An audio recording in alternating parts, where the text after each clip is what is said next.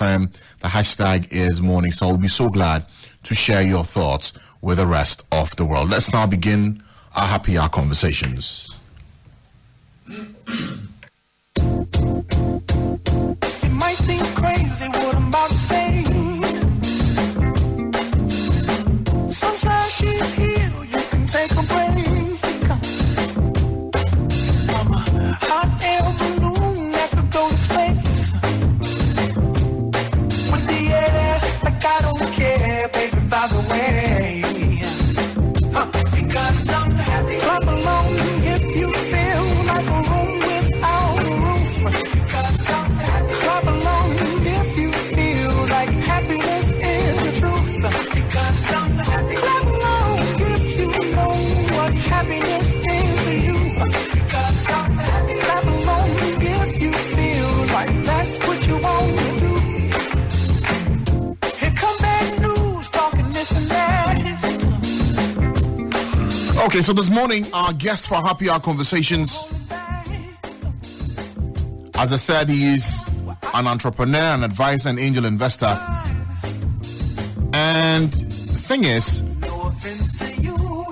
the company he leads for the APO Group, the year when it was created, was exactly a year after I started out in my journalism career. So I'll be fascinated to see what kind of evolution his life and his business has been. Maybe I can mirror it quietly with how my life has turned out in the last 15 years. So may I introduce to you this morning Nicolas Pompigne-Mognard. Did I get the pronunciation correct? It's okay. It's okay. No, I want to get it right. That would do. So help me out, yeah. Nicolas Pompigne-Mognard. Nicolas Pompigne-Mognard. Yeah, well, that will do. That will do. That will do. That's fine. Good morning. How are you today? I'm okay.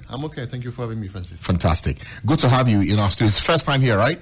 First time. I climbed the 3 stairs. Yeah. The old 3 stairs. That's usually our daily fitness check. Good So morning, right? Yeah. Good morning, yeah. Okay. And you didn't pant as much, so you're good. I'm okay. You're fine. Yeah. Okay. Fantastic.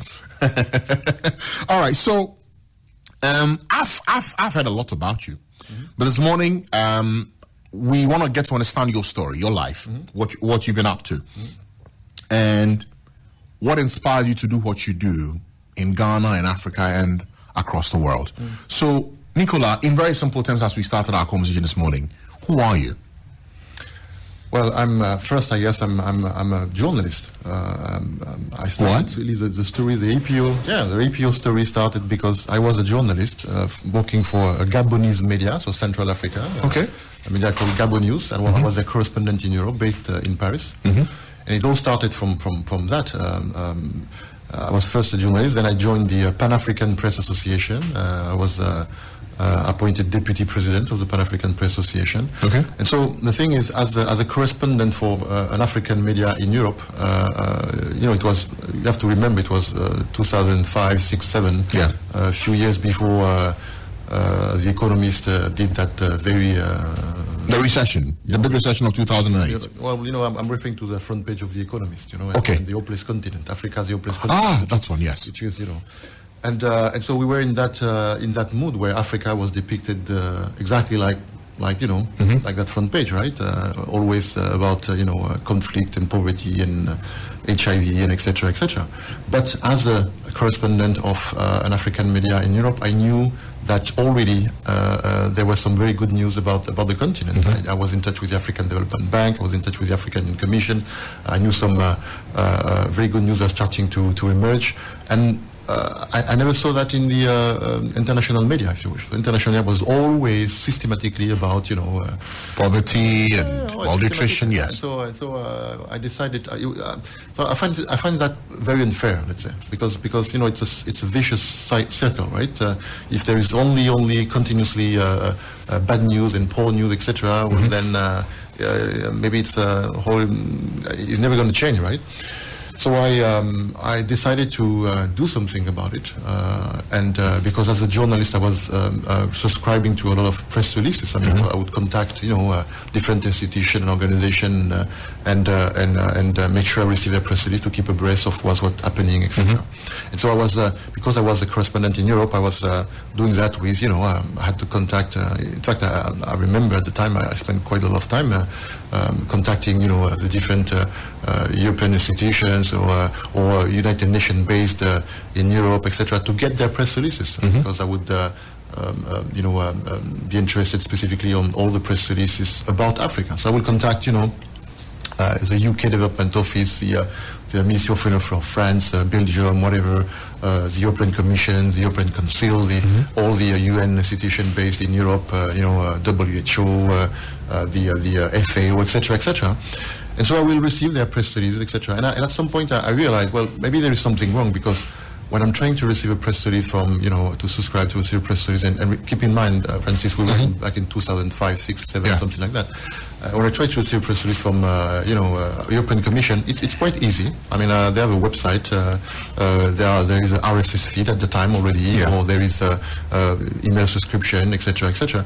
But when I said, well, maybe something I want to check, and I try to subscribe to receive as many press releases from African institutions as I could, And so I tried to receive the press release from, Pan-African Parliament or ECOWAS or West African Development Bank or African Union Commission or, our institutions, our organization, or our Ministry of Foreign Affairs, etc., etc.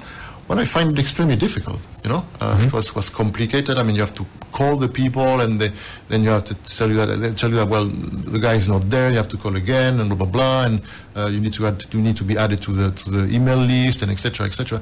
And so I said, listen, maybe that's one of the reasons why, the coverage remain always very poor, because in fact, those international media, they don't receive the press releases, which also contain good news about the continent, because it's so difficult to receive them. And so I started contacting all these organizations, and that's really where I started APO, really. And I started, I will receive a press release in PDF, and another one in Word document, and another one will be on the website. So I will standardize all this, create a feed in a NewsML format. So NewsML format is a format which is an international format for news exchange in the world. And then when I had a feed of 50 different organizations, sources, etc., I would go to the Bloomberg, LexisNexis, Dow Jones Factiva, and others, Thomson Reuters, Aecon, etc., which are like financial terminal in stock exchange, etc. And I would tell them, listen, I'm offering you a feed of news releases, Africa-related news releases, and it's free. So I'm doing all the work. I'm the one contacting all the organizations, making sure I'm receiving all the thing, and one press release is in PDF, another one in Word, another one is an email, another one is etc. I'm standardizing all this. I'm doing that work. Yeah. I'm indexing them. I'm telling you with metadata if that one is about agriculture and about Ghana or about technology in Kenya, etc. And via FTP or XML, I'm sending that to you, and you can offer that to your subscribers. So the subscribers from Bloomberg Terminal, from Thomson Reuters, Aecon, etc., then they will have access for free as part of the subscription with Bloomberg. But it doesn't cost anything to Bloomberg or Thomson Reuters or Factiva or LexisNexis to that content. And so, obviously, I started with, maybe the first year, I don't know, maybe we distributed, maybe 300, maybe 500, whatever. But then you do that.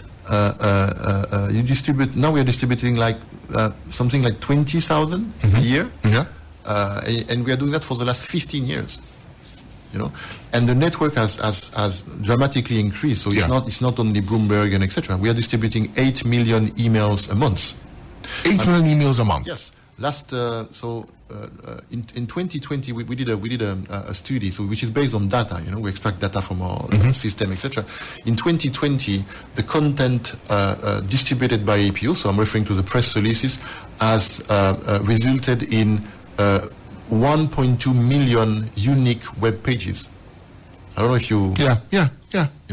So I mean, we are de facto right now we are the leading content provider related to African news. I mean, we send content all over the world about Africa, not only to African media, but to the BBC Africa, to the African section of all the international media, from VOA to Deutsche Welle, etc., etc. So the idea is, it's a very simple idea.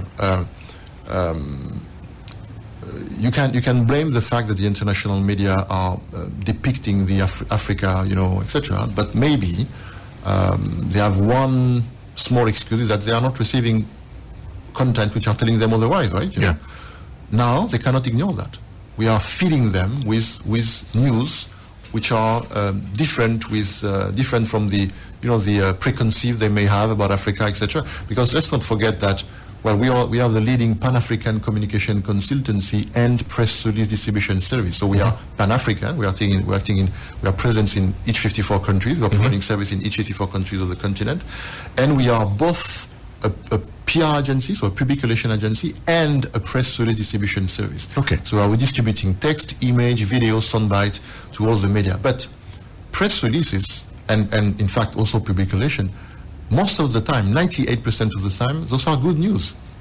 I mean, it's a company opening a new office, it's a company appointing a new CEO, launching a new service, etc., etc. Or extending service to some areas that otherwise were not existent here. Yeah. So when you look at the kind of stories we are disseminating, they are like 95, 98% are very good news. They're good news about the continent. Yes. So you cannot.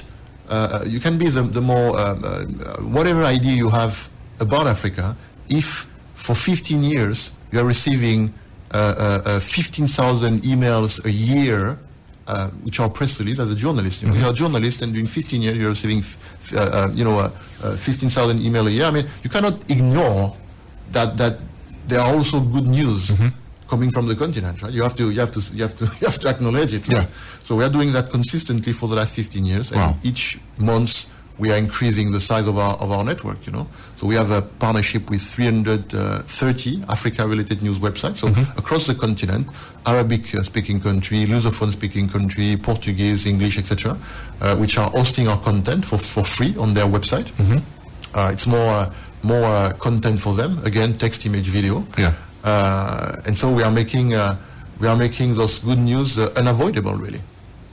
Interesting. Now, in finding this gap in 2005, 2007, and going ahead to create this, what I'll call one less of an excuse for the media not to report about the good things happening in Africa, what's that journey been like for you? Because I will imagine that now, yes, the numbers are huge in terms of how many you are distributing across. But when you started, first year, second year, talk to me about the business cycle and its evolution.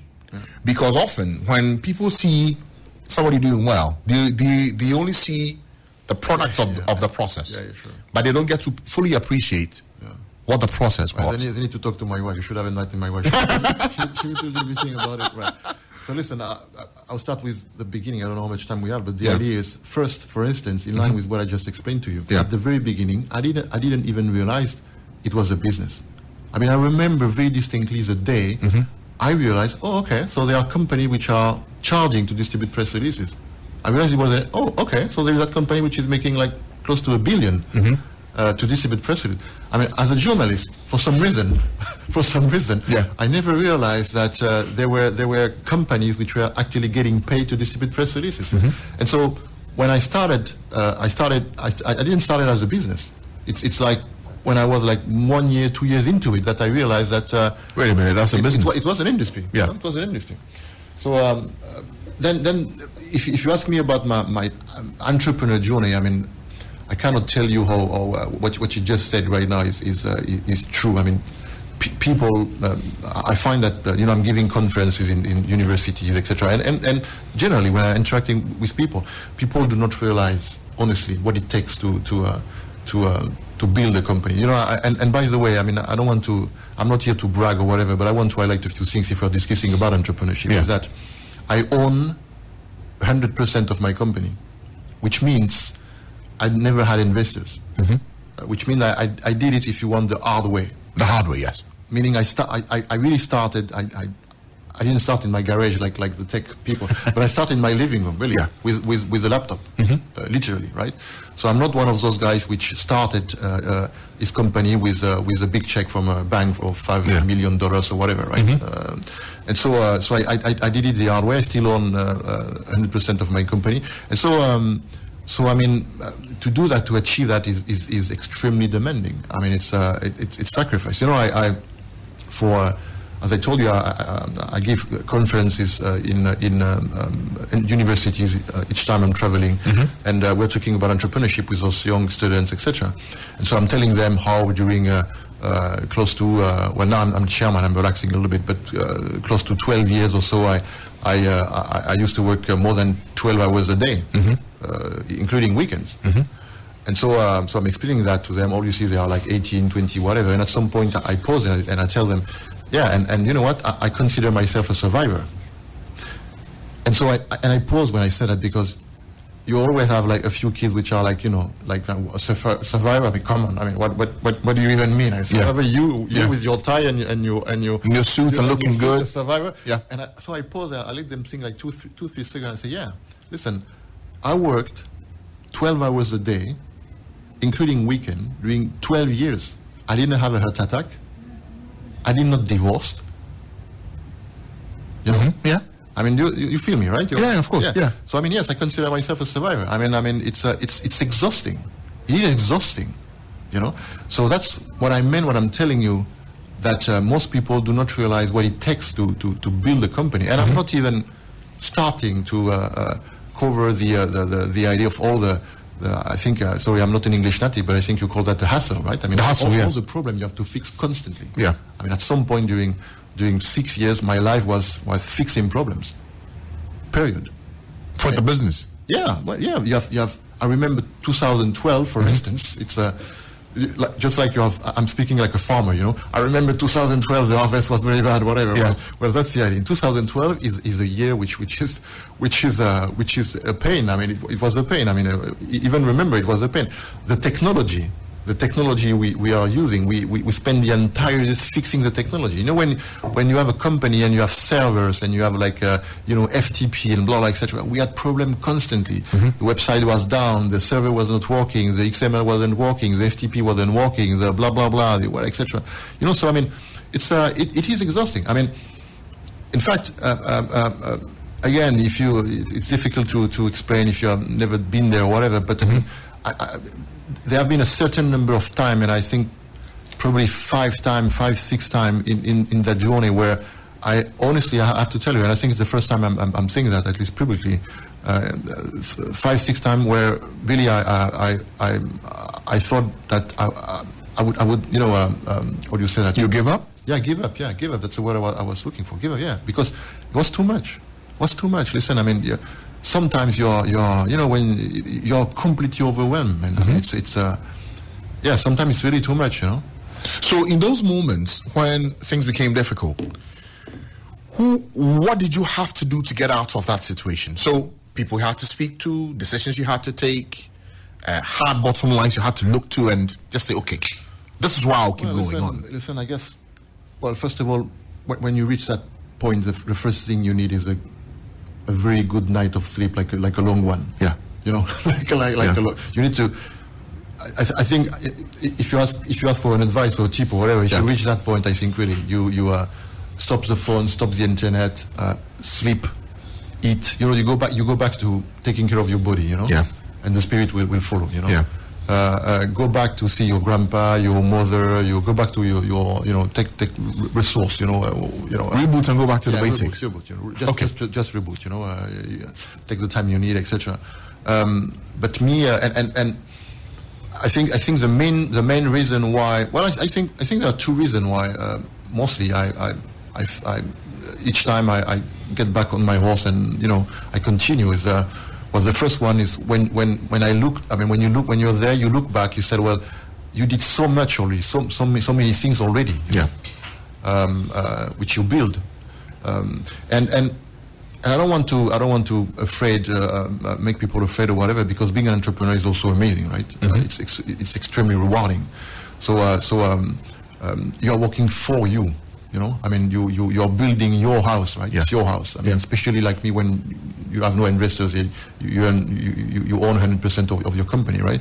So it can be exhausting, but when you look back and you look at what you've built, you know, it's like well, I mean, I can continue with the analogy of the house. You know, you may be exhausted at some point, but when you look back and you see that you already built the first floor, etc., and you just need to push a little bit more to put the the bathroom, etc., etc.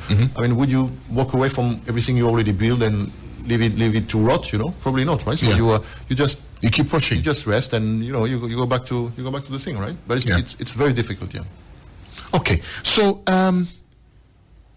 in going through this process, when did you realize that, okay, I've reached the point where this can grow rapidly and exponentially, and the plan I have from the beginning will have to change? While you think about that question and give me an answer, time check, 20 minutes to 10, you're listening to Morning Star. This segment we call Happy Hour, and our guest this morning is a man who has a very fascinating story. Look, honestly, at the start when I mentioned my journalism career and when this business started, I had no idea that you were once a journalist. So, fascinating stuff, really.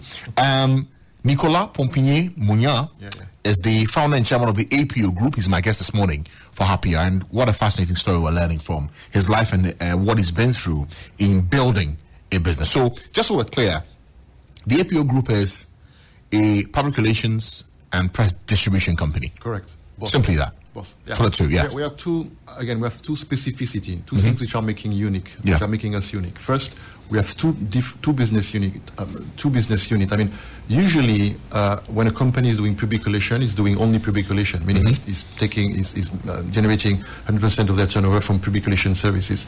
And when a company is doing press release distribution, they are doing only press release distribution, right? Yeah. We are doing both. So we are two companies in one, if you wish, right? Okay. So we have two activities: press distribution and public relations. Okay. And the second thing which are making us unique is that we are doing both of this on a Pan-African scale in each 54 countries. So we are, for instance, managing the public relations in Africa, on the whole continent, for FIFA, for NBA, for Canon, for Jack Ma Foundation. We are working with the Vatican, with Netflix, with Afro Nation, which, by the way, will be in Ghana by end of this year. Yes, end of the year. So Afro Nation Ghana, right? Etc. etc. So we are serving 300 clients, mainly multinational companies, active in a lot of different industry, from EcoBank to DHL. And we are providing them, again, public relations services and press release distribution. I see. Now, the question I asked earlier, before I had to remind everyone where they are and what you're listening to, is about when in the process, APO starts 2007, 2006, you start, yes, there are challenges for every startup, but at what point did you realize that, hang on a minute, what I'm handling here could potentially move from 3 basic or 5 basic companies to 50, 100 multinational companies that I've had to run, handle their public relations and press distribution? When did you get that light bulb moment, and what did it take to really scale? Yeah, I'm thinking about two things. First, two discussions. One I had with someone which became a friend, but which truly was our very first client. In fact, I have the contract framed in my office, and it was the African Development Bank, and I'm referring to the head of communication of the African Development at the time. His name is Magatte Wade. He's from Senegal. He's now a mayor of a city in a major city in Senegal. And I remember one day looking at the quality of the service we were building, and I'm talking end of 2008, beginning of 2009. Yeah. Looking at what we call a media monitoring report. So the document you're receiving after you distribute a press release, you receive a document which show you everywhere the press release has been distributed, published, Yeah. And looking at that, I remember him explaining to me that with that, well, first of all, that what I was doing was unique. That I was the first providing that level of service that it never existed on the African continent. And then he said something which I keep in my mind for a very long time. We said, listen, if you he said at some point you're going to have them all. I remember he said that. He said, with that kind of service, it's just a matter of time. At some point, everyone will have to use your service. So I'm thinking about that, and I'm thinking about another discussion I had with a journalist. In fact, he was the correspondent in Paris of Pana Press. I don't know if you... Yeah, Pana Press, yes. Yeah, and Sedik Abba. Remember, he's a friend. We were on a flight, and we were on the same, same row, and we were discussing. And again, it was the very beginning. I mean, the infancy of APO and the press release distribution service specifically. But already at the time, we were the only one already at the time able to distribute a press release and have it published by 200 websites. Yeah. I mean, no one was able do to do that across the continent, in English, French, Portuguese, Arabic. No one was remotely close to doing that. And so I remember asking him, I said, listen, because I always respected him, and he was very wise, he has experience, etc. So I remember asking him, listen, Sedik, I think I'm figuring out something, but I want to run it through you because maybe I'm just over my head or whatever. Maybe I'm not, So I want you to tell me. You see, Sedik, each press release we are distributing is ending up published by several hundred African media. Okay. My question to you, Sedik, is, do you know about another company in the history of the continent which ever had that capacity to distribute news? Because maybe there is an actor I don't know, something happened in the history which I don't know, whatever, etc., etc. You understand my question, right? Yes. And my question was in fact about dissemination of content in Africa, so publication in Africa, but also outside of Africa. So my question was, truly, Sedik has the feeling that maybe we may have become already the largest news provider about Africa, not only to Africa, but also to the world. Yes. Because when we are pushing the button, our content is published by hundreds of media outlets, not only in Africa, but across the world. Yes. And so my question, Sedik, is, have we become the largest news distributor about Africa news? And the Sedik, just like I know him, he paused for a long time. He paused for like 10 seconds or whatever, So he was computing, And he said, well, yeah, you are. Yeah, you are, because I do not know, I'm not aware of, and remember, he was at the time the correspondent in Europe, in fact, of Pana Press. And at the time, Pana Press was Pana Press. Yeah. It's not what it is today, right? So, he knew, right? He has a clear idea about the media landscape and etc., etc. And he took the time to think, and he said, well, yes, I think you are. I'm not aware about a company or an organization which ever achieved that. And so you asked me about the two moments. I'm thinking about those two moments, yeah. and it was in 2008 or 9, and they were true because both were absolutely true, because we moved from one client, the African Development Bank, to 300. I mean, there is not one industry. I mean, the Vatican is working with us, FIFA is working with us, NBA, Netflix, Facebook, Orange, DHL, EcoBank. I mean, the list is just too long. The list is just too long, When I have to give a list of APO clients, it's even confusing. There are 300, So, I mean, it's too much. I mean, you have Mukuru, you have, the African Development Bank, the European Investment Bank. I mean, it's just crazy, Yeah. From the little entrepreneur I was in my living room, ending up with those 300 names is just crazy, right? So that's point number one. The business is growing. I mean, we grew 70% on the first quarter of the year, 70% year over year. So, I mean, our turnover for the first quarter 2022, if you compare to the turnover of the first quarter 2021, it is plus 70%, 70. It's just crazy. It's just crazy, right? What's accounted for that? I'm curious. Come again? What's accounted for that big turnaround? Well, I mean, we're just good. I I like that answer. Yeah, I like that answer. Good at what you do. No, well, the answer is a little bit more complex than that, Yeah. obviously. But I will answer your previous question. I will Yeah. answer that one issue, no problem. So in terms of number of clients, Magat was right. We moved from 1 to 300, and we are constantly onboarding new clients.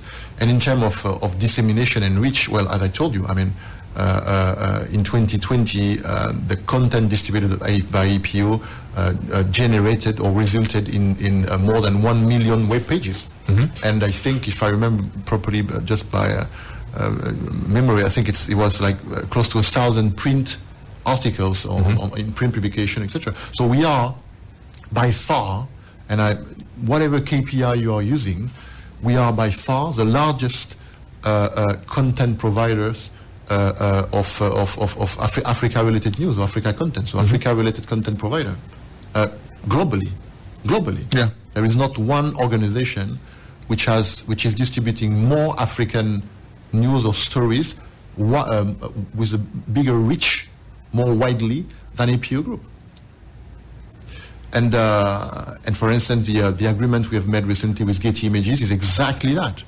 We are now distributing the press releases through Getty. No one is doing that. It's completely unique, because the idea is to change the narrative about the continent. We are back to what I told you at the beginning. Yeah. The idea is I'm using the tool I built to change the preconceived idea and the image of the continent. I want people to see. Well, first of all, I want Africans to be proud of themselves. They also need to see that it's not because they see enough in the international media. But more importantly, I want the journalists in the international media to, as I said, not to be able to avoid the fact that there are very good news about the continent. So Africa is not a country, right? And so you always have discrepancy between the countries, and you always have a few countries which are, experiencing conflict and war, whatever, etc. Yeah. But I mean, there are very good news on the continent, and I put that in their face. Interesting. Now, that brings me to what this business has done in widening your scope. Because I look closely at your resume, and it's not just APO Group that you handle, or these two things that you've mentioned quite simply. There are many other things that you've had to spread yourself into. Advisory work, angel investor. What brings you to Ghana? I'm curious.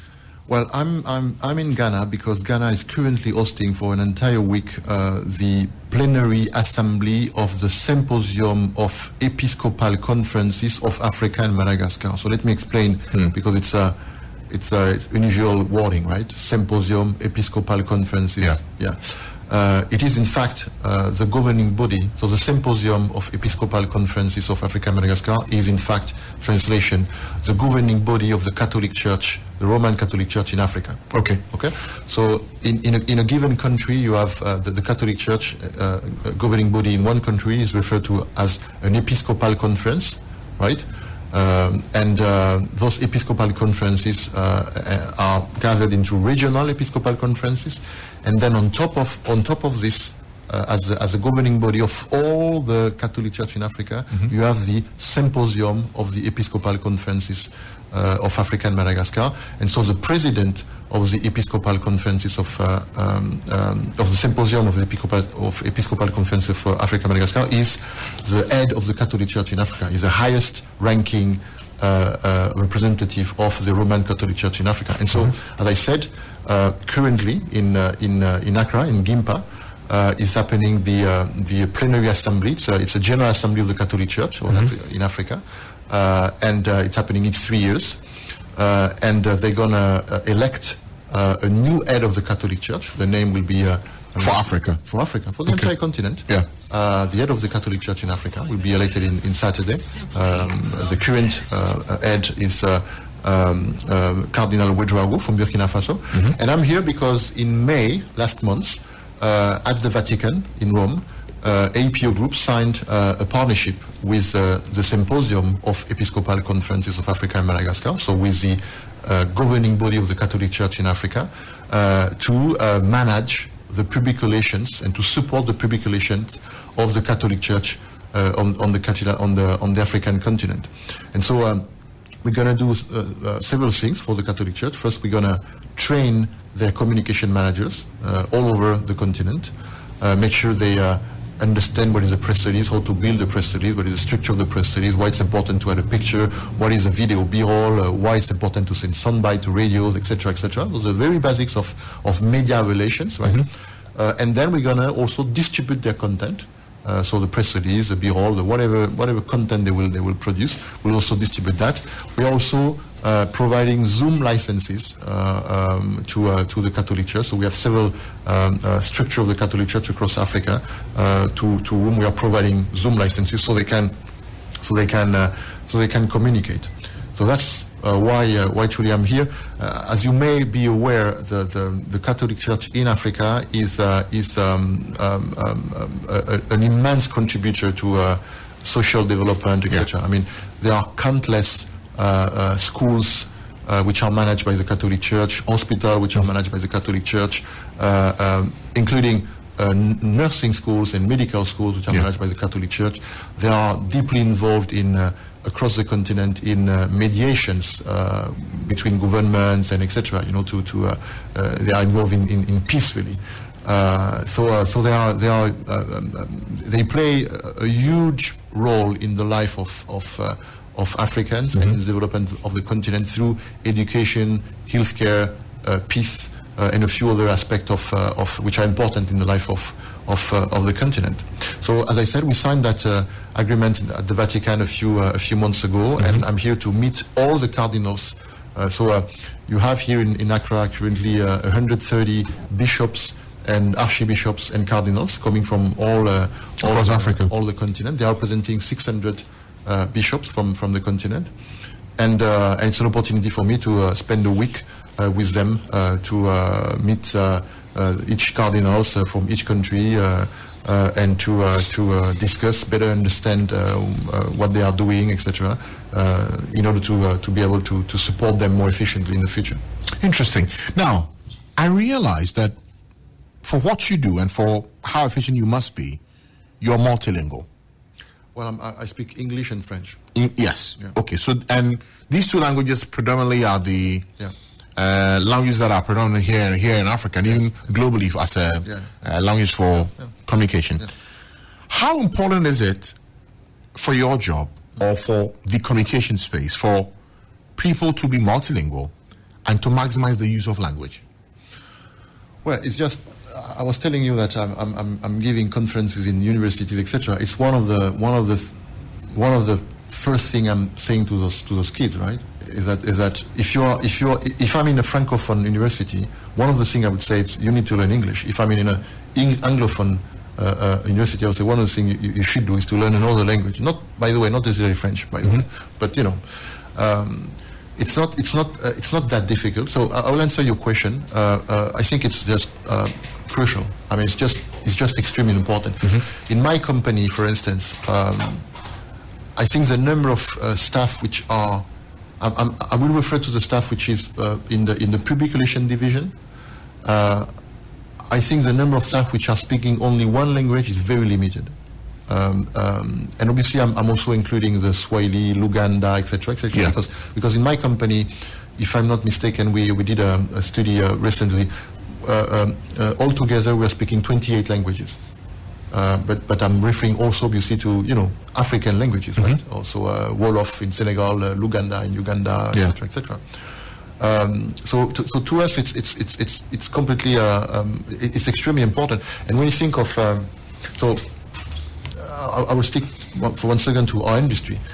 In fact, I'm about to write an opinion piece about that because you see, as I said, most of our clients are multinational companies, and so most of them, in fact, assume that if they distribute a press release in Uganda, for instance, in English, well, the job is done and everything is covered. Well, the problem is, in Uganda, 50% of the media landscape, meaning the radio, the TV, the newspaper, are in a language called Luganda, which is very different.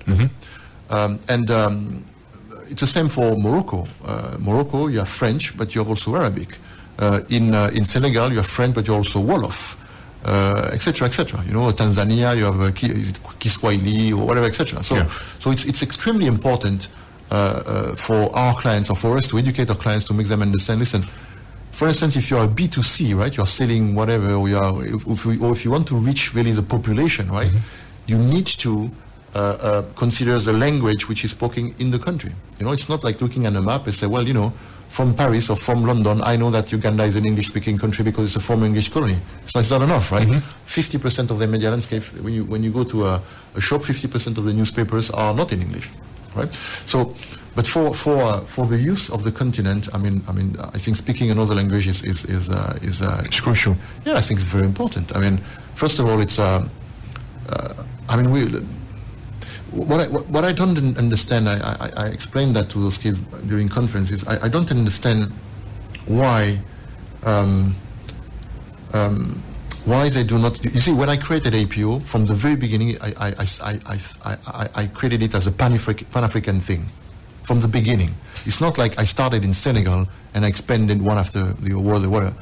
Right from the get-go, you say in English? Yeah, right? get-go, yes. Right from the get-go, I thought about it in my head as a Pan-African thing. Yeah. Right? And so, by the way, at the time, my English was very poor, and so I realized I had to learn English, so I learned English by myself, right? But what I don't understand, I'm fighting this. When I talk to those kids in university, when they are thinking about entrepreneurship or whatever, and still, it's not even about those kids. I mean, I think it's a global problem in a sense or whatever. They are thinking their market, their country, what they know. I don't understand that. It just doesn't make sense to me because, well, let's go back to language. If you're a Ghanaian entrepreneur or you want to build a company, whatever, well then it's very likely you speak English, right? Okay, fine. Well then there are like a lot of other countries which speak English, right? On the continent. Yes. Okay. Well, there is that thing called internet, right? Right? Yeah. So with one website in English, you can then address all the African markets which are English-speaking markets. Am I correct? Yes, correct. So obviously it depends on your activity. Maybe, you know, there is if you have to ship stuff and there is custom and whatever, maybe in terms of process, you have to start with one market or whatever. But there are still some activities where you can think from the get-go Pan-African. And by the way, you translate your press release in French. Instead of, with the first money you earn, instead of to buy a Ferrari or whatever, you hire a French speaker, and then suddenly, guess what?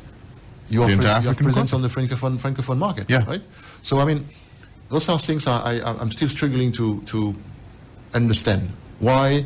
And sometimes I'm very pushy with those kids. So listen, so then you're going to create a company, you're going to create a brand, right? And then you're going to give it a name, right? Because you need a name, right? And you're going to give it a name which makes sense only in your country. It's a name you will never be able to export. Ooh. Because maybe in another country it means something else, which is offensive or whatever. Right? I mean, just tell me why. I mean, are you going to, when you're going to build a website for your company of yours, right? Are you going to go to the hosting company, the company which is hosting your website? Are you going to tell them, listen, I'm going to give you $1,000 more per year, so you make sure no one outside of Ghana can access my website, because I certainly don't want that. Of course not. Okay, so I mean, so there are a few things I'm not clear. Yeah, language is very important, but because it's part of the idea of thinking outside of your country, outside your border, thinking wider. Thinking global. Yeah, global I don't know, but bigger for sure. Yeah. Right, bigger for sure. Yeah. Interesting. Okay, it's 8 a.m. It's 8 a.m. You're listening to Morning Star. My very special guest this morning. Look, we're learning a lot about business, about development, about thinking for building. Nicolas Pompigne-Mognard is the founder and chairman of the APO Group, my very special guest this morning on Happy Hour. So, you've been at this for 15 years. Yep. What does the next decade look like? So I can describe it to you. I have a very clear idea about what my next decade looks like. So can you picture a beach, white sand, yes, like a palm tree, me with I don't know, Virgin Mojito maybe. Yeah, that sounds more like Andy Dufresne. That's the idea. That's the idea. That's what I want by next year to be. 10 years time. Yeah. No, I mean without kidding. Without kidding. Listen, we have specific projects. We're going to continue to grow. The press release distribution business we will digitize. Or digitalize, I still don't know what is the proper word. We're going to digitalize the press distribution business, so invest in technology to make the experience of our clients a little bit different. We are going to continue to grow the public relation division, which is very successful. We just, I cannot disclose that, but we just bid for what is, I believe, the largest, and I'm talking turnover, the largest contract, PR contract, related to Africa. So it's a huge contract, and we are waiting now, but I think we have good chances. And we are going to launch 2 dedicated PR practices, one dedicated to sport, another one dedicated to music. So as you may know, we are deeply involved in sport. So we are as I said, the Pan-African Public Relations Agency of FIFA, of the NBA, of Basketball Africa League. We are the main official sponsor of Rugby Africa, which is the governing body of rugby in Africa. We are the only African official sponsor of Olympique de Marseille, the iconic French football club. Yeah. We are one of the official sponsors of Team Quebeca, which is the only African professional cycling team. We are an official partner of the ANOCA, which is the Association of National Olympic Committee of Africa. So basically we are an official partner of the Olympic movement in Africa. Yeah. We are a partner of SEED, which is a sport education development NGO based out of Senegal. Mm-hmm. We are a partner of the AIPS, which is the International Press Sport Association. And I probably forget a few things. So the PR practice will be dedicated to sport. We have a very close relationship with a company called Vivendi Group. Yes, Vivendi. Mm-hmm. Based out of France, headquartered in France. Mm-hmm. It's a $16 billion turnover company, $16 billion turnover company. They own Universal Music Group, Canal+, Havas, and a few other, Prisma, etc. And they have a subsidiary called Vivendi Sports. Mm-hmm. And we are working very closely with Vivendi Sport. Vivendi Sport will be in charge of the organization of the next Africa Cup of Nations in Ivory Coast, and we APO will do the public relations of the Africa Cup of Nations. And we have built with Vivendi Sport a consortium of companies made out of Vivendi Sport, APO Group, Getty Images, which we are representing on the African continent. We are Getty Images strategic partner in Africa, and Eurovision. And Eurovision is belong to EBU, which is the European Broadcasting Union, and those they have a network of 1,000 TV channel. And so with that consortium, the idea is to provide international sport federation, national sport federation, sport events with a solution which includes the organization. So I'm talking logistic, managing the volunteers, the design of the venue, etc., but also the promotion at an international standard level. We will provide the same photographers, same videographers, same material which is used for the Olympic Games or for the FIFA World Cup, etc., and that also will show the world another face of the continent, if you wish, to see that we are able to from Africa is coming content which is at the same level of quality you can see from Dubai or etc. And so, as you may be aware, there are many sport events, international sports events happening on the African continent. Here in Ghana, you're going to have, I think next year, if I'm not mistaken, the All Africa Games. Yes. But Africa, as a continent, is hosting a lot of more and more international sport competition. So you're going to have, for instance, the very very first Olympic competition happening on African soil, and that's the Olympic Youth Games in Dakar in 2026. You have also the Union Cycliste Internationale, so the governing body, the global governing body of cycling, which is going to organize one of their international competition in Rwanda. You have the cricket international organization, which is going to organize their World Cup in, if I'm not mistaken, South Africa and I believe Namibia, if I'm not mistaken, or is it Zimbabwe? I don't remember, etc. So we have more. When you look, you see that you have more and more international sport federation organizing sports events on African soil. In that regard, one of the since we are talking about that, I'll take that opportunity to say something which displeased me a lot. Something which I'm not an English native, so I don't know if I will be able to express that properly. Something happened in the sport industry or area on the African continent, which I find more than disappointing. So as I told you earlier, we are the main official sponsor of Rugby Africa. Rugby Africa choose to host their main competition, which is the Rugby Africa Gold Cup, which is a qualifier for the Rugby World Cup, choose to host their event out of the continent, in France. Not only in Paris, but in southwest of France. In fact, in Marseille, which is one of the French capital of football. So it's not like even there are rugby, and so you know, it's I find that decision. As I said, I don't have the word in English, but despising.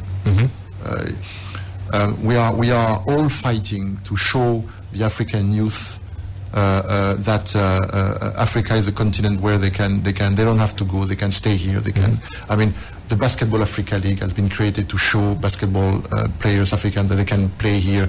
The FIFA is building, is pushing to have a league. So I mean, everyone, the entire sport industry is pushing to develop sport on the continent. So Africans don't have to go to Europe to perform and earn a living, etc., right? And we want to show the youth, the athletes, the sport, etc., and we want simply the African to be able to attend the Rugby Africa Gold Cup, right? And the African journalists to be able to cover the Rugby Africa Gold Cups. I mean, I received countless calls from journalists telling me, well, we don't have a visa, we don't have the money to go to France. How are we going to cover the Rugby Africa Gold Cup? You know, so it's a decision which has been made without my consent. I haven't been consulted. And again, I have a mic in front of me. I want to use it now. I had a discussion with Herbert Mensah about it, which is the president of the Ghana Rugby Union. It is very wrong. It is very wrong. It shouldn't be done. The Rugby Africa Gold Cup, the pinnacle of Rugby Africa competition, should be held on African soil. Yes. That's the point I wanted to make. Yeah, interesting. Look, you, and in the course of our conversation this morning, you made a very succinct point about how the African story has always been told by non-Africans in a certain way to create a perception for many, many, many years. And your business, never mind the good money you're making, is seeking to reverse that story. Correct. Now, you're doing your bit. But how much more work is supposed to be done to have that vision you have fully realized? Yeah. So that, you see, I have a good knowledge of that aspect of things, because when you do what I do, then everyone come at you to participate or to help or to, you know. So first of all, I want to highlight one thing. I'm not the only one to spend my time and energy, or APO is not the only organization which is pushing to change the narrative about Africa. And each time I'm looking at an organization which is stating that their main goal or objective or the reason for their existence is to change the narrative about Africa. First of all, I'm extremely glad. I also think I'm aging, like I feel like a grandpa, you know, because I also feel like, well, I wouldn't dare say I started that way, but I would say that I wouldn't say I started it, but I started 15 years ago. Yeah. So when I see organizations are doing that, well, I say, well, it's good that we the more we'll be and the better. But I mean, being there for 15 years, doing that for 15 years, and I don't want to be because I'm not like that. So I don't want to be what do you say that? To brag? No, sorry, I'm looking for the word. I want people to be disappointed. I want to be pessimistic, sorry. Yeah. I want to be pessimistic. But I've been there for 15 years. I've seen stuff for 15 years. I would just say that there is still a lot to be done. I mean, a lot. I mean, we definitely need all the help we can get. I mean, that fight is a fight for several generations. For several generations? Oh, yeah. That fight is a fight for several generations. Well, we are doing it for the following generations, right? I mean, we are doing that for our kids and etc. But I mean, that change in the mindset of the preconception, the preconceive of the Western world, or about Africa, it's going to take ages. Quite some time. Okay, but even here, are you considering plans to collaborate with media houses like the EIB network, for which Starr FM is part of, in rewriting the African story? Well, listen, as I said, it's a huge fight which requires different type of fighters or simultaneous fight, right? So I'm doing my part by very clearly making available to the international media positive news about the continent. Yeah. Okay, I explained that to you, Yeah. right?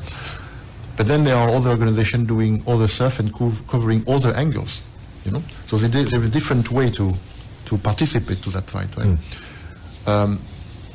Me, I'm doing one thing and I'm doing it well. If each part of it's like a war, whatever. I guess you are specialized, right? So me, I don't know. Maybe my work is to be a sniper, maybe, and then we need another. Well, maybe I don't like the analogy, but you get the point, right? Yeah. It's a team, and each one of us is executing their tasks successfully. Yes. Me, my task is my part. I'm playing my part, if you wish, and my part is to emphasize and dig at what I'm good at, right? What I'm good at is, because that's a tool I build, is to disseminate positive news about the continent.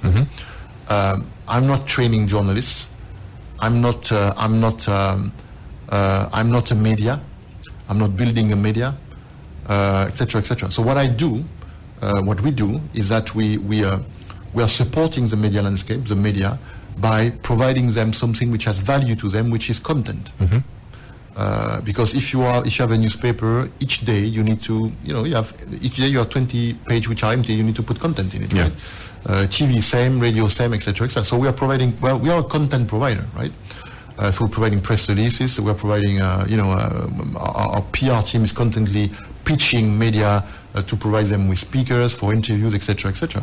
So with 330 plus websites across the continent, we have agreements where they are hosting our content. It's free for them. So think about you create a news website, right? You want to hire journalists, and so you have to pay them, and you need to pay their cab for them to cover the press conference, etc. It's quite a lot of money, etc. Well, you can. So maybe you manage to have, I don't know, maybe 5-6 news stories on your website each day. Okay. Well, you contact APO, and you say, APO, listen, I want to become one of your partners, and then we implement, and we can help you implement our RSS feed or widget, etc. on your website, and suddenly you have 30, 50 additional stories on your website. It is free, and those stories contain text, image, video, sound bites. They are about the entire continent, about the entire continent, about a lot of different industries, You will have on your website the press release from the African Development Bank, from FIFA, from etc., and you will have those press release on your website. Even if you're a very small website, you just no one knows you have 2 weeks or whatever, etc. You will have on your website the stories at the same time they are popping up on Bloomberg or etc. So you have always fresh news, right? Fresh content. So that's how we are supporting the media. And for instance, I will not disclose, but one of the main website, Pan-African website, I will not disclose the name because, but we are representing 6% of their traffic. So and it's free for them, right? So any website website owner can contact APO Group and ask to become a partner, and then they will be able to host our content on their website. So that's how we can help out. That's how we are supporting the African media landscape. That's one of the way. We're also organizing media award, etc. You will probably know that. Okay, interesting. So you mentioned that Gray has taken a good part of you because, of course, you're not as young as I am, or young as that gentleman there who's helping with production. Yeah. But what do you mean by that? I mean, I'm not saying you're old. I'm only saying you're advanced in age. That's all. What does he mean?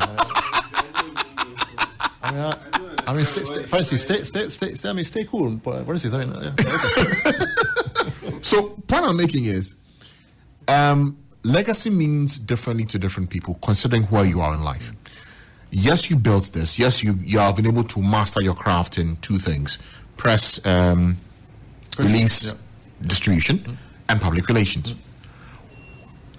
In the field of self-mastery or being able to achieve success on a regular basis, what's your advice to somebody who's listening this morning and is thinking about maybe their startup or something they've started quite new, or they are at 5 or 10 years into a business and want to still succeed on a consistent basis? What would be your advice to them? Listen, I appreciate the question. I understand the question. My answer to that is it is so complex. It is so complex. First, I mean, it will take an entire program to answer that. Plus, it depends. So there are very basic things, right? There are like bullet point things, like rules, let's say golden rules, if you wish.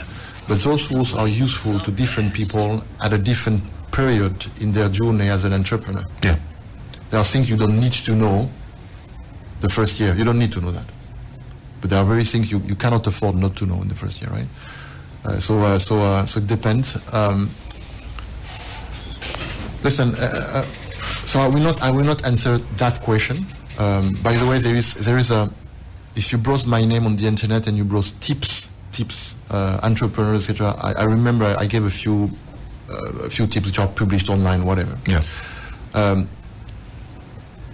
So I will not answer that question because it's too complex, right? And it depends on people and where they are, etc.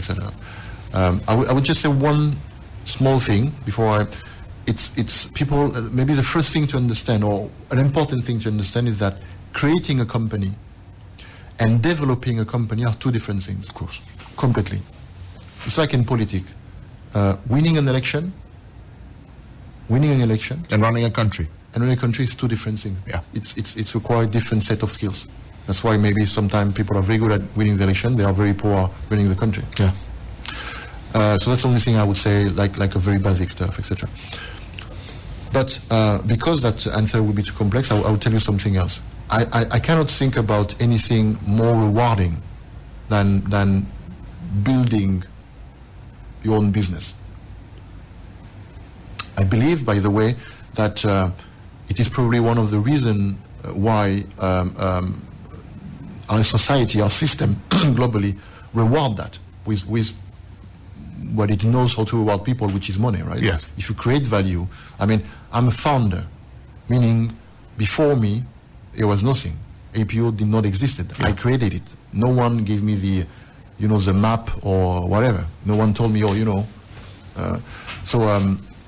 it's when you create something, when you still own 100% of that thing, when you know that families are paying their rent and the education of their kids and their healthcare bill with the salaries they are receiving from a company you have created, when you know some of the largest multinational companies in the world are sending you money to use a service you have created, you have built, when you know that your portfolio of clients is ranging from FIFA to the Vatican, to the Jack Ma Foundation, when you know that, and you were referring to my advisory position, yes. when you know that as the founder and chairman of APO Group and owner of APO Group, I'm a senior advisory board member of the Canada-Africa Chamber of Business. I'm advising Canadian business how to do business on the African continent. I'm a member of the advisory board of the Africa Energy Chamber, which is representing the Africa energy industry. I'm a member of the advisory board of the Africa Hospitality Investment Forum, which is largest event in relation with hotels and hospitality on the African continent. I'm a member of the Euro-African Forum, which is working on the relationship between Europe and Africa, etc. So I mean, when you manage somehow to put yourself in the middle of that ecosystem, it is extremely rewarding. Extremely rewarding.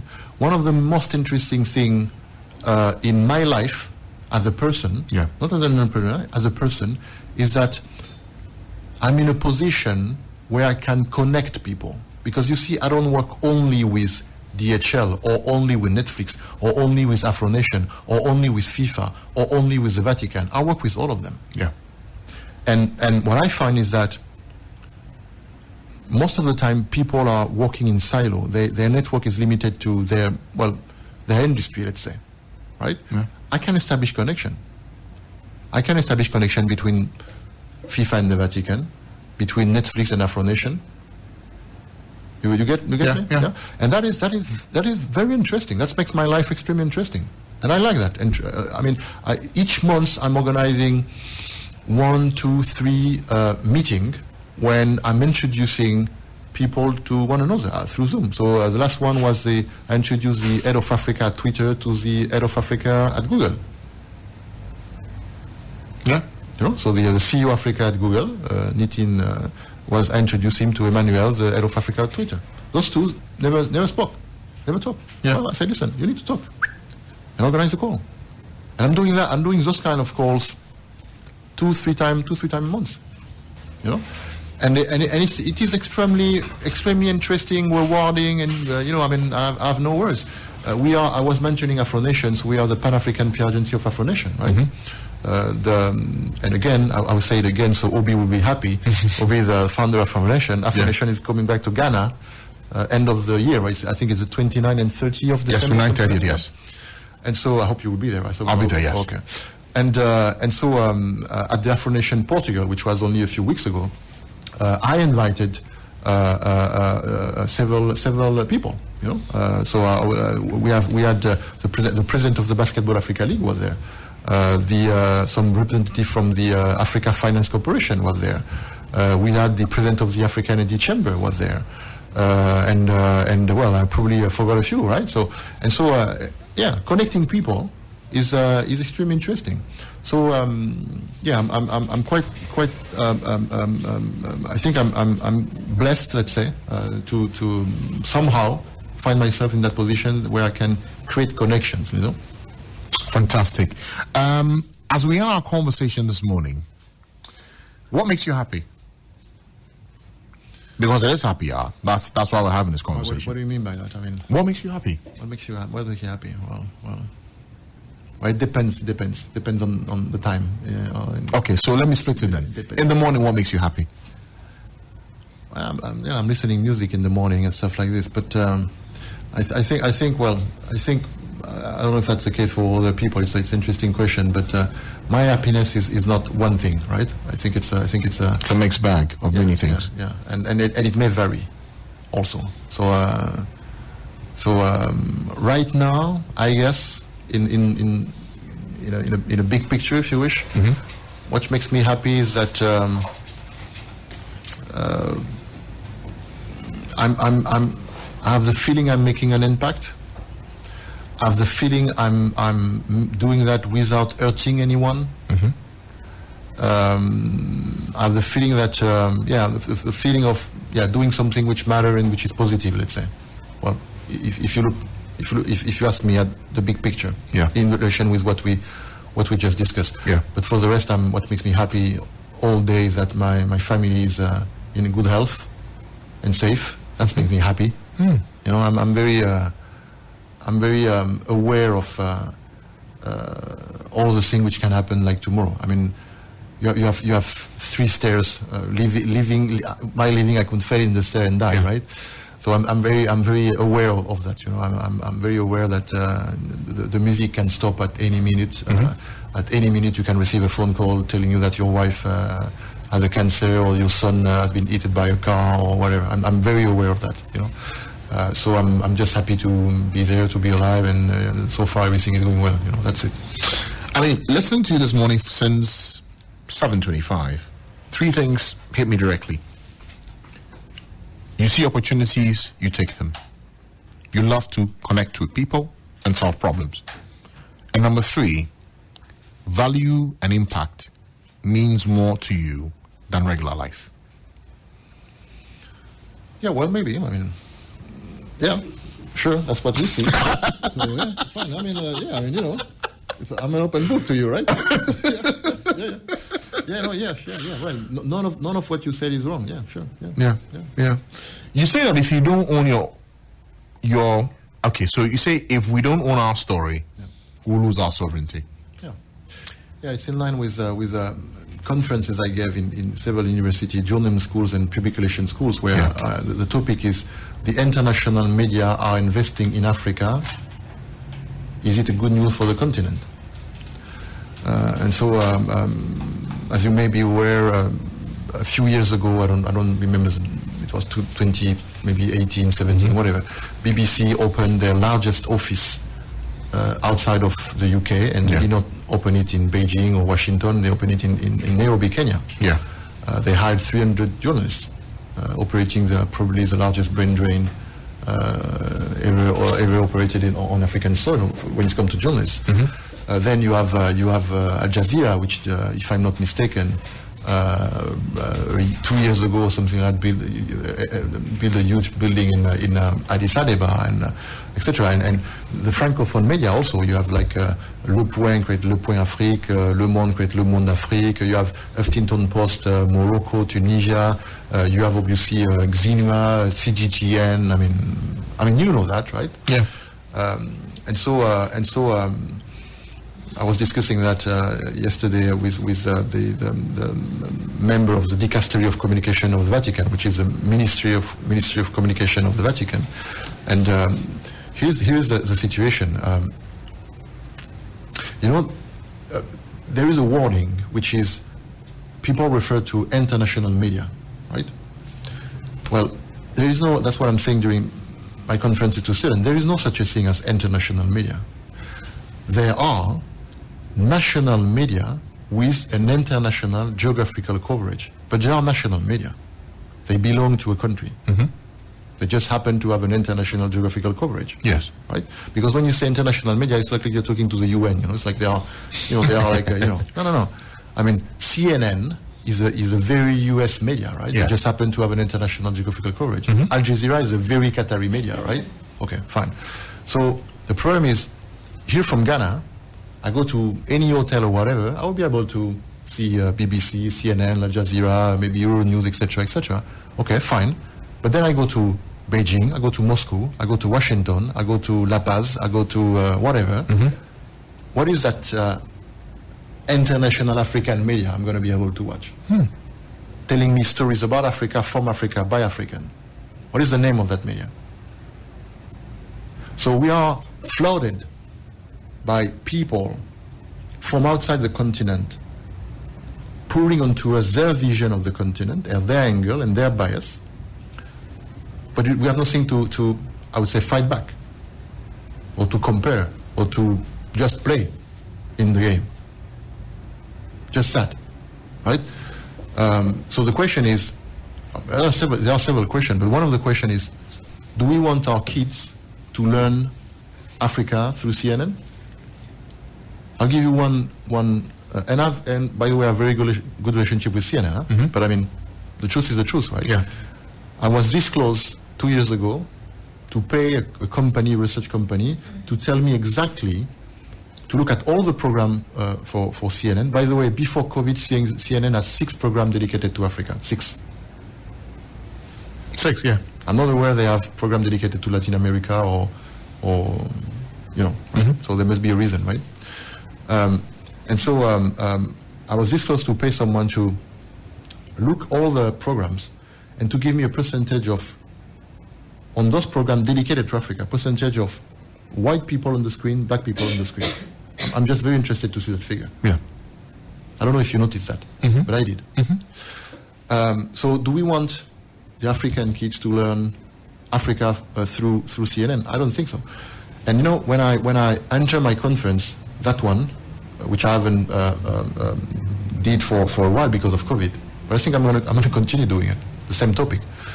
When I enter the room, I write on the board 2 letters, capital letter, C and C, and I tell the students during that conference there are 2 words. Those 2 words are starting with C. There are 2 words I'm not going to pronounce. Someone in the room is going to pronounce. I'm going to tell you when. The first one is content, and it is to address the question of why Africans are spending more and more time watching the international media than the local media. You get me? Mm-hmm. Okay, so maybe it is in relation with the content. And by the way, I don't know what in the content, whatever, but I mean, probably it's in relation with the question of the content, right? And the second word is in relation with what we discussed, because you see those kids, they are 18, 20, 21, etc. When you make them see that, well, you know, is it good that there are so many international just talking about Africa and telling us Africa? They are teaching us Africa. Is it really good, etc., etc. You just let them talk, whatever, etc. At some point, the next C appear, and the next C is colonization. Mm-hmm. You see, so going back to your question, you ask, our continent doesn't have that tool. Our continent doesn't have that media, and I discussed that with the African Development Bank at the highest level, with the African Union Commission at the highest level. I was involved in the sales of African News, the TV channel subsidiary of Royal News. Yeah. I was involved in the sale of another media, I cannot disclose, but Pan-African also. I mean, I know that. I discussed that with John Momo, chairman of Channel TV in Nigeria, which is the largest business TV channel in Nigeria. I discussed that with countless people. That aspect of things. How are we giving ourselves a Pan-African media, a truly Pan-African media, which is not only covering the continent, but more importantly, in my eyes, is the voice of Africa abroad. Yeah. When are we going to have our own international, so-called international media? You know. Here also, I have to tell you, I don't see that coming. You don't? No, I don't see that coming. Why? Why is that? Maybe we can close on that chapter. Why is that? Well, but then we're going to close on a pessimistic note, right? Pessimistic note. No. But I mean, you know, you're going to have to make a joke at the end because. Yeah, I'll try to. So, as I said, I've been around for 15 years. I'm, you know, you're kidding about my age. I don't have hair. People cannot see that, but I heard I'm in my head. Right? Yeah. So I've seen a few things. I talked to a few people. Mm-hmm. I've been around. You know. I've seen people coming to me and say, listen, entrepreneurs coming to me and say, listen, I have money, I have a lot of money. I'm going to build that media for Africa. I'm going to give Africa that media, right? I also saw African Development Bank, or institution, African Union Commission say, listen, yeah, we want to do that. It's important. We have appointed the president is leading the project and blah, blah, et cetera, you know. I've seen that. What I don't see is the beginning of Africa getting their international media. Nothing is happening. And no wonder. it's a complex project. I mean, it's a difficult project. I mean, how many media can say really that they are actually operating from each 54 countries or even 35? Like they have staff in 35 countries and they are on a regular basis producing content coming from those 35 countries. I'm talking video, I'm talking soundbites, I'm talking etc. etc. How many of those? And so how do you, I mean, you need to hire the talents, you need to give them the technology, you need to train them. It's a company. I mean, one of the things I'm saying all the time is that a media is a business. Like it's a company. And people seems like media is a specific category which is immune to accountability and accounting. I mean, accounting and talent management and investment, etc. No, media is a company. It's a business, right? And so it's difficult. So think about, you're talking about building a Pan-African, international, whatever, media, etc. Yeah. I mean, you need very talented, skilled people to build that thing. And you need massive investments. And you really need people who know what they are doing, right? Yeah. I'll start by saying that on African soil, maybe you have someone from African descent, which is currently abroad, and which may have the skills, I mean, like the experience, like the background, if you wish. But on African soil, I don't know anyone. I wouldn't bet on anyone I know to build that thing. Because you have, the truth is, you have very talented business owner, media house business owner, etc., which are very talented in one country, and they are very good at what they are doing, those guys, right? Yeah. When you meet them, you can see that. Right? But they are struggling to expand in the neighboring country. More than 1, 2, 3, or 4, you know? They never make it more than 3, 4, 5 countries or whatever. Yeah. And it's painful. And why is that difficult? I don't know. You know why? You know why I don't know? I didn't try. So I don't know. But I don't know. I will tell you when I'm doing it, right? So I wouldn't pretend I know. Okay. But I'm not surprised that it's difficult. I'm not surprised. Because you can see the complexities. Well, listen, maybe I received a call, like, I don't know, maybe a year ago or whatever, from John Momo. John Momo is someone I respect a lot. He's the chairman of Channel TV. As I said, he's the leading business TV channel in Nigeria. He called me one night, I think it was the weekend, whatever, etc. I said, "Oh, Nicolas, I had an idea." I hope he won't mind. I'm telling him that. John, please forgive me if you listen to this. So he called me one night and said, "Listen, Nicolas, I have an idea. we need to build international media for the African continent. Africa needs to have an international media." I said, "Listen, John, you are too old, and I don't have the time.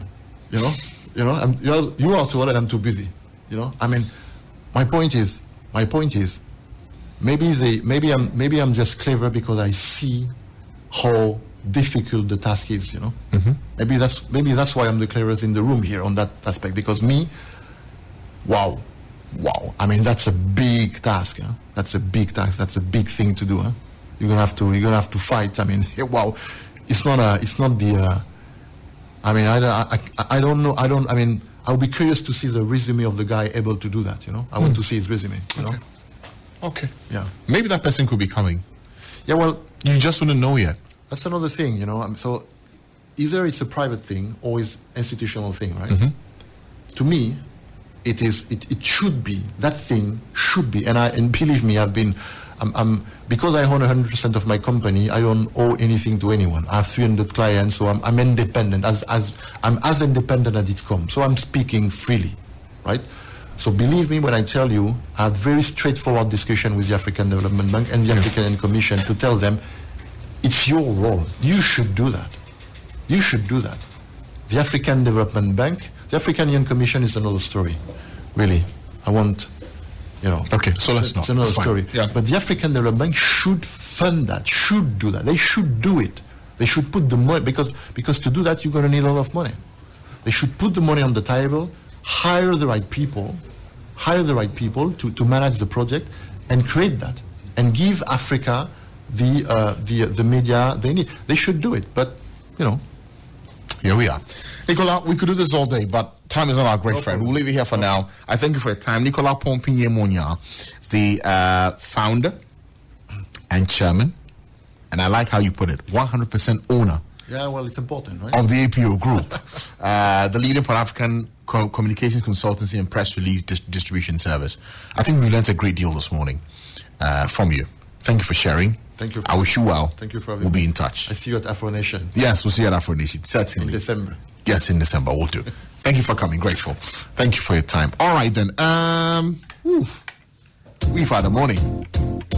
It might seem crazy. The good news is there's more to come. Sunshine, she's here. You can take a break. I'm a hot air balloon that could go to space. With the air, like I don't care, baby, by the way.